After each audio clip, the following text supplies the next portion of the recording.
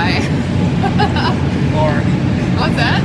Good morning. Yeah, good morning. So yeah, we just got down here for the day, and this is Chris again, and this is my first time actually. This is really cool. So you want to explain what we're doing and what the process is? Now we're combining corn today, so I've been in farm country my entire life, and I've never been here, never done this. Does everybody get as excited as me? yeah, usually.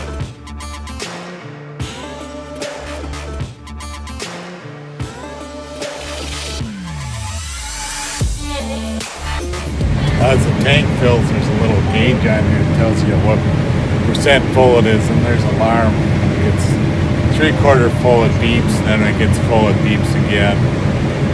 Yeah, the grain cart had a semi-load, so he went to the truck to unload, and then he'll meet us back at the other end of the field, and then I'll unload the scale here. It says how full the tank Okay. is. 67% now. It's looking full. Look at all that.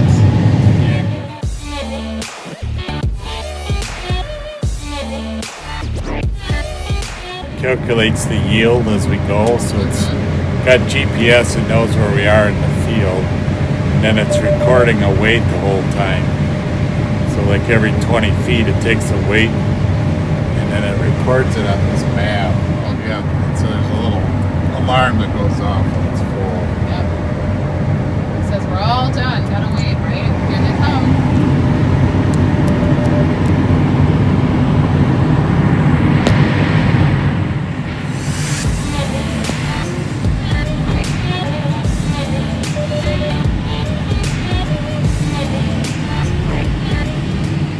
The grain cart has an electronic scale on it, so we put a readout so we can see the same thing he's seeing on the tractor, so then we know when we have a semi-load. Minnesota, you never know No.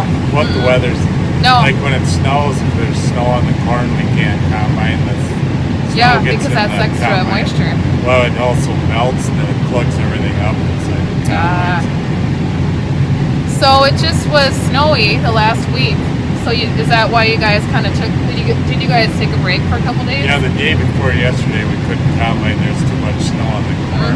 We actually tried it and plugged up the sieves inside the combine. Yeah. Usually when we're combining, we try to kind of have a plan so we can unload. Like now I want to unload going that way, so I'm empty when I get down that end because I have headland rows to do. So we try to set up so we can unload, so we really don't have to stop to unload very often. So that way the combine just keeps moving all the time.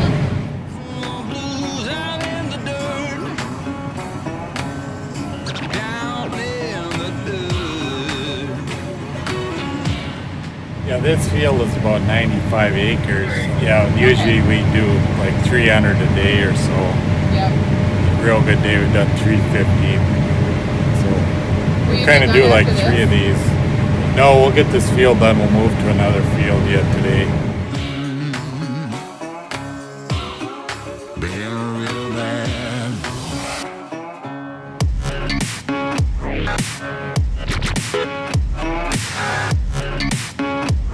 The ground's actually froze up.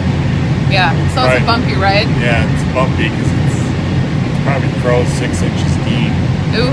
So Yeah. It's hard as a rock. Yeah. Down in the dirt.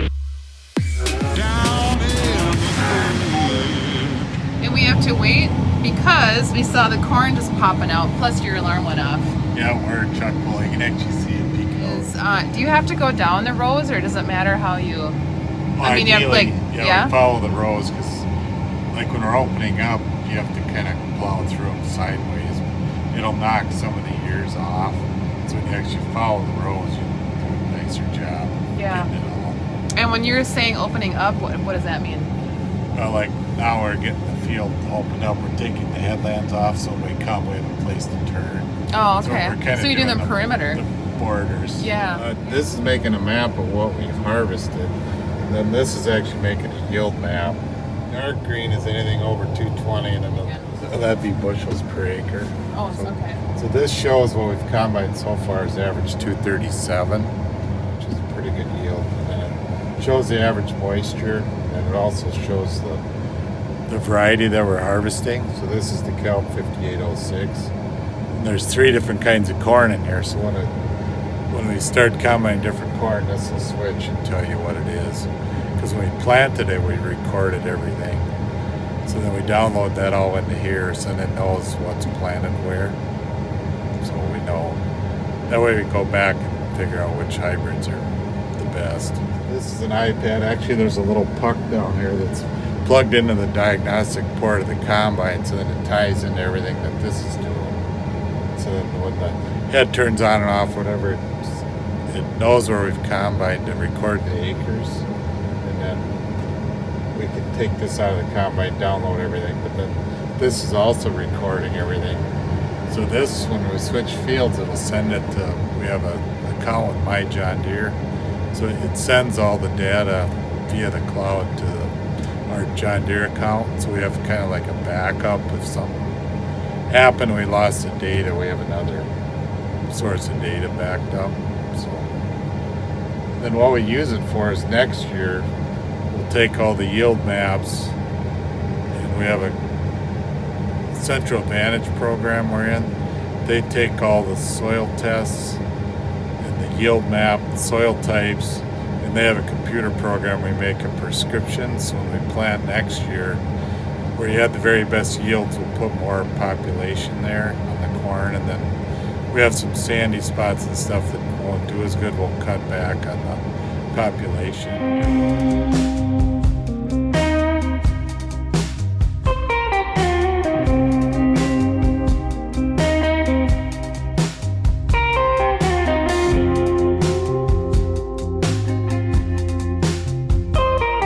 This is a new model combine. It has a feature that mine doesn't have. There's a camera inside the clean grain elevator, so it shows the quality of the kernels, how much, if you've got broken kernels or not, you can see the grain qualities that's going through the combine. It's kind of cool.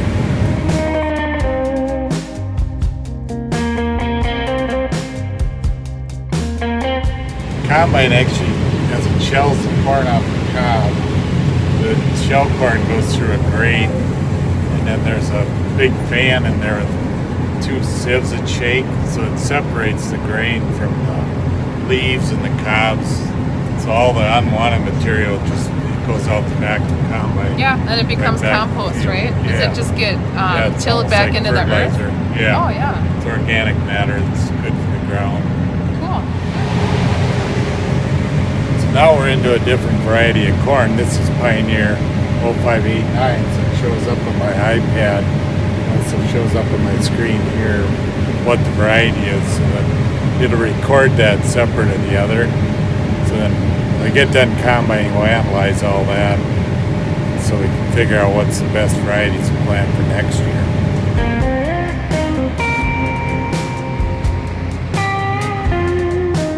A lot of guys will go corn, bean, but we like to grow more corn, so we usually go 2 years of corn and then 1 year of beans. Yeah, normally you can do tillage till Thanksgiving, but it's just been so cold this year. Well, like when we're done with harvest, we usually till the soil a little bit to get it ready for next year's crop.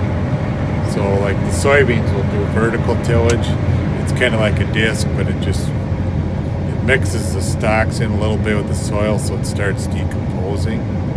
Then you get the good out of the residue. It's good for the soil. And then where we're going to grow corn, we do a little more aggressive tillage to bury more of the residue. So we like to get that done in the fall if we can. So that way the soil, when it freezes and thaws, it kind of melts the soil. So like if you till it in the spring, if it's wet, it'll get real cloddy. And it's hard to get a nice seed bed. So it's better to do it in the fall. Yeah, it's more ideal to do it in the fall.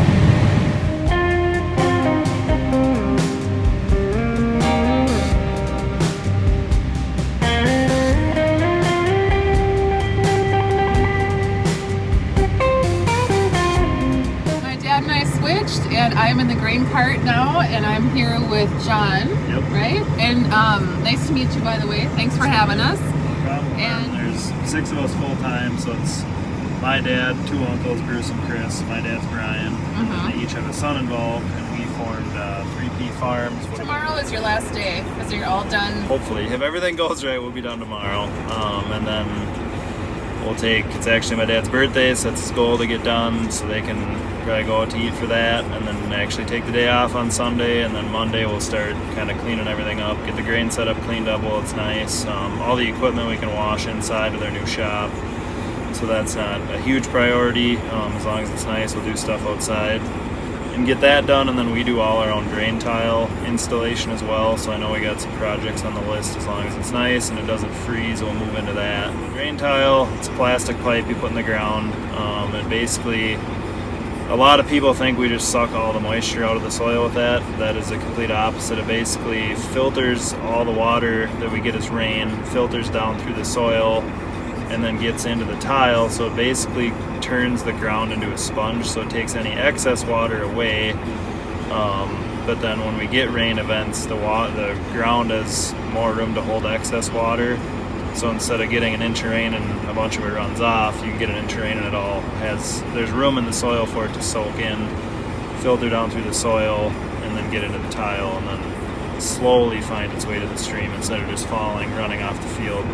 And then when that happens, we have erosion, take soil with it, which isn't good. We want to keep all our soil where it is on top of the ground. As long as the weather's nice till mid-December, sometimes we'll go up until Christmas, but then we get into that like second half of December, we start doing year-end stuff, figuring out income, getting ready for tax season, get all that stuff kind of done for the first of the year. And then usually once New Year's rolls around, everyone starts taking some vacation time after the busy season. I know like Tyler is expecting a baby here in December, so I know he's going to take some time off to help his wife with that, which is good. And then yeah, we get into January, we'll start working on stuff in the shop, getting stuff serviced and ready for next season, do any repairs that need to be done. We'll obviously be moving some grain this winter, probably not a lot. We do the majority of that usually in the summer months, spring months.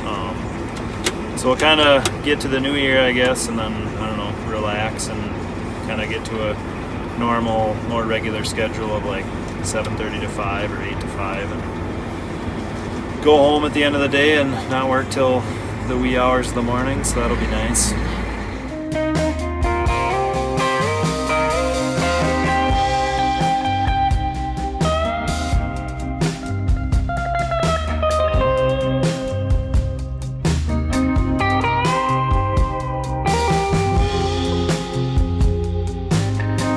Take it back to the farm. We'll dump it down through the pit. It'll end up in our wet bin, and then that'll feed the dryer, so it'll get dried.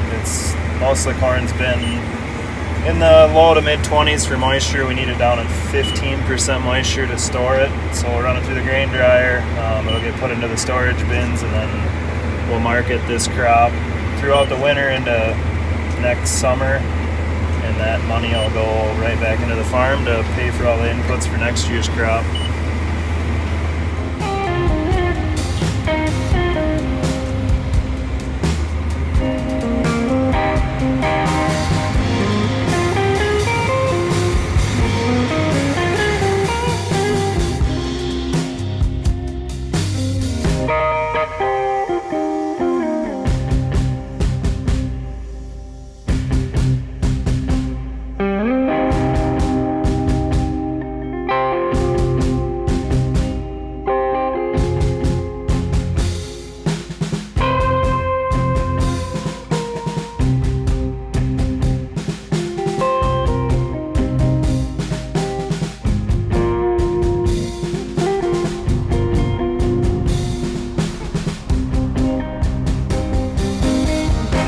Brian Peterson, brother to Chris, who you met earlier.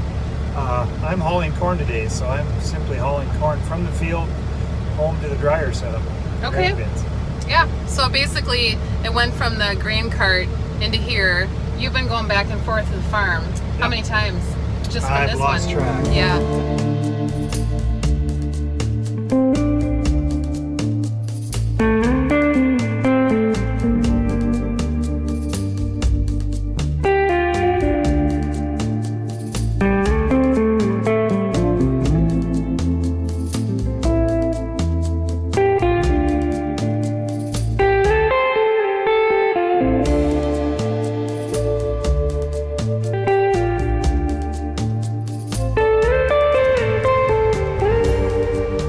click the commodity and create a ticket, and I am weighed in, so now I'll go dump.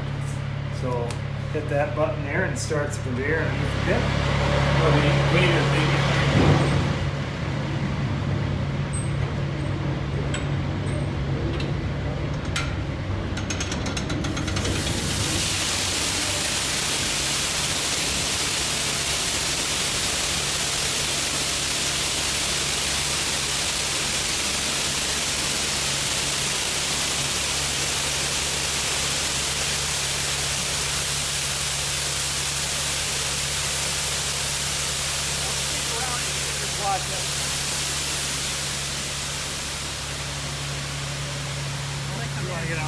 Yeah.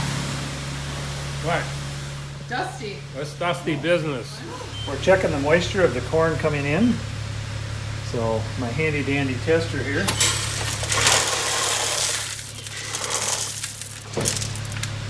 I go in here, log that in here. So it's all been pretty consistent. So, and then I won't log out till I finish getting everything out of the trailer. So as you can see, this is my drying page. So as we bring the corn in, it's going into this bin, which is what, bin 13. As you can see, this thing is in motion. So that means the conveyor out there is running. So there's corn coming out of here, dropping, just follow the lines. The leg is running. That's, you see the motion, it's going up. The dryer is calling for corn because that's in motion. The corn makes it down through the dryer. It's coming out of the bottom of the dryer, up through this grain leg. And then this isn't, it just shows us where it's going, but it's dropping over into the North 48. So that's that page. And if I can click, I'll click to the receiving page. So this shows kind of the truck dump. So you can see the truck sitting, it's a picture. The hopper, so the conveyor underneath the hopper is pulling corn out of that, going into the leg, going up through the distributor, and then dumping back in bin 13. This is just the receiving. So the grain's coming off the truck, going through, up, down, into that bin. And you can see that conveyor underneath that bin is running, and that's going. So then you got to flip to the other page.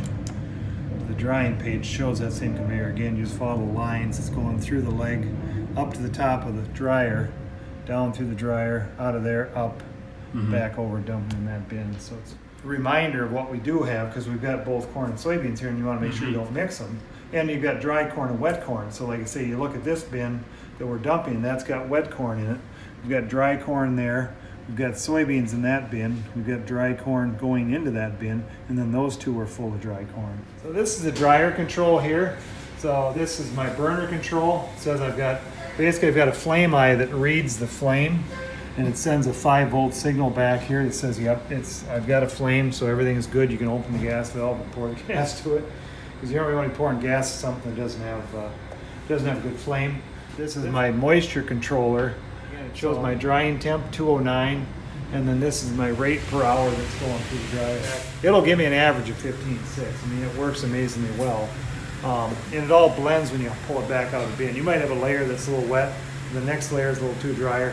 When you pull that out, it'll all blend, and I'll get a good average. So if for some wild reason I get points within the dryer that get too hot, it'll shut the dryer off.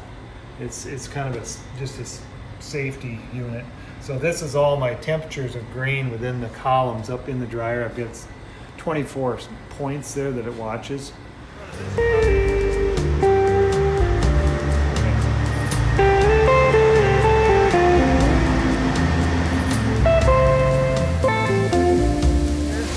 There's a big drag that comes underneath us and dumps the corn into that. So that's what we call a receiving leg.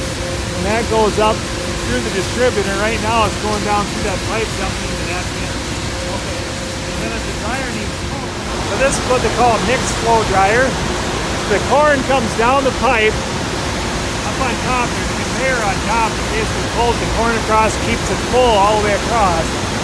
Then it divides, so half the corn goes down the east side of the dryer, half comes down the west side. And it's basically a big hollow cavity in between there. The burner runs the whole length of the dryer. That heats the air, and then basically heats the whole heating chamber, is basically from the 4th row of holes all the way to the top. All that area is getting heated, and as you heat the kernel, obviously it sweats, so to speak. and that's how it dries. And the kernel, you know, it sweats the moisture off and comes out the bottom dry. Then we hit it with a few layers of cooling air, so it's, you know, not as hot as it was going into the bin. It smells like popcorn, doesn't it? It does. Woo! What do they call those bees? Bees wings. Bees. Bees wings? Yeah. Okay. So this is what the kernel looks like. When it comes off the cob, it's got this little red thing that floats. They call it a bee's wing. That was floated away. Oh, yeah. And that's part of the corn cob. That's really where it came from. So as it dries, I have no screen, so the air will float the stuff right out of the side of the dryer. So that's why we've got a little bit of these fines that basically are flowing right out of the dryer, and then the red stuff that floats all over.